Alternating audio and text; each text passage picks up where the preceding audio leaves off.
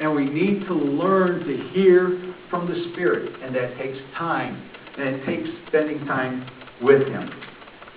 We can do all the right things. We can sing all the right songs. We can do everything like we think we're supposed to. But if we're not doing it in the Spirit of God, if we're not listening to Him, it's all for naught. And the blessings will not come as they should in our lives. If we go back to the original text, Joseph and Mary became comfortable with Jesus after 12 years. They forgot who He was. They went about performing their duties and their services as they had been taught, and they just kind of left Jesus out of the picture. As we come into our services, as we come in, we need to have spent time during the week with the Father, with the Spirit, with the Son, to know what it is. Amen. As we were doing a study up in one of our churches on Wednesday nights through the book of John, the Gospel, just take and start reading that. Then start underlining or highlighting or writing down every time that Jesus says, I'm here to do the will of the Father. I must be about my Father's business.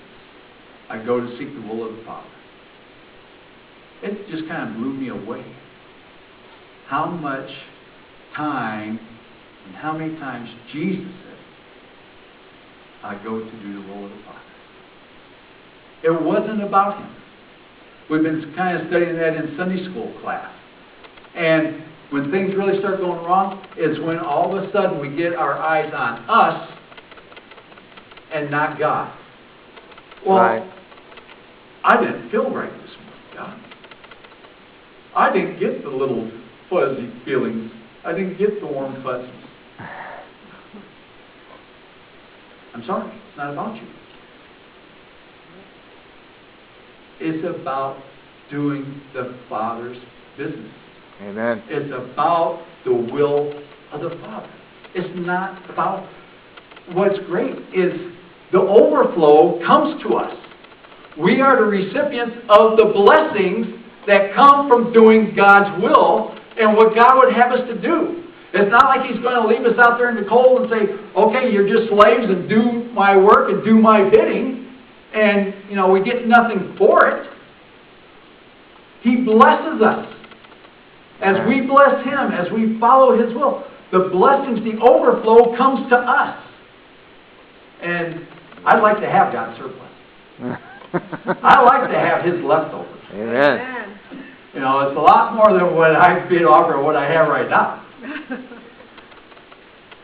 And so if we seek the will of the Spirit of the Father, if we get in touch with Him, as on the day of Pentecost, they were all in one accord. Sometimes it's just a matter of us and the Spirit getting in one accord.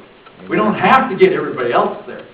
But as an example, I've done this for a while. I didn't even think of this. Brother Bill, if you will, come and put your hand on the Bible. Yep. Go, Bill. Sister Dion, if you'll come up and put your hand on her. Our sister back there. Yeah, if you'll come up, put your hand on her. Brother John, if you'll come up, put your hand on the Bible. Brother Doug, if you'll come up, put your hand on the Bible. Mary, if you'll come up, put your hand on the Bible.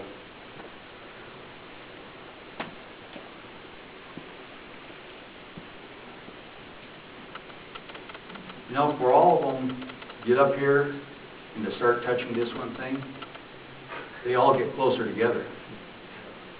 It brings them into unity. Thank you. Go back to your seat. If we are getting in touch with the Spirit, if we are getting in one accord with the Spirit, if Bill starts getting in one accord with the Spirit, Brother Doug gets in one accord with the Spirit, John, if Dion, or sister, if they all start getting in touch, one accord with the Spirit, what do you think is going to happen Sundays when we get here and we're all in touch with the Spirit? Yes. Wonderful, great things are going to happen. Yes. And we're going to find ourselves in one accord and in unity with each other. Amen. Because now it's not about me. It's about God, and it's about the Spirit. And it's about the freedom that it brings, and us being able to experience it. And He will take in, what will happen? Blessings. Amen. Miracles. Right. Who's going to be the recipients of it? Us. Amen. Yes. And it's all about God. Mm-hmm. And yet we receive the blessings. Amen. We receive the miracles. We see the wonders and are able to experience them. And so that's what it's about this morning. If you lose that, go back to the last place that you remember feeling and having the Holy Spirit. Go back to where you lost Him. Do our first works over. That's all we have to do. He's waiting there for us, saying, I must be about my Father's business. Amen. And we just have to go back to where we lost Him. Yeah, it's going to be sorrowful. We're going to hurt. Mary and Joseph thought they had lost Him, that they weren't going to find Him. It wasn't like, oh, well, first place they looked. I always like that. Well, it was in the last place I looked. How many people keep looking after you found it? Of course it's in the last place you look. But anyway, we take and we do our first works over again. And we go back to where we lost Him. Get back in that relationship. Wait for the cloud. Wait for the fire to start to move, and then we move. But I'm running late this morning, God. Come on, get in. We're on down the road. We get to church. We're in, scurrying about. Okay, well, let's go eat. We got the church out of the way. Ready for a Sunday afternoon. Got to go for a counseling session. Got to take and go to a ball game, whatever it may be. And we're off and running. And then the road gets rocky, and everything dies. And we're like, what happened? You look around. God, where are you? What happened? Where you at? Back over here. We got other things to do. I'm not finished.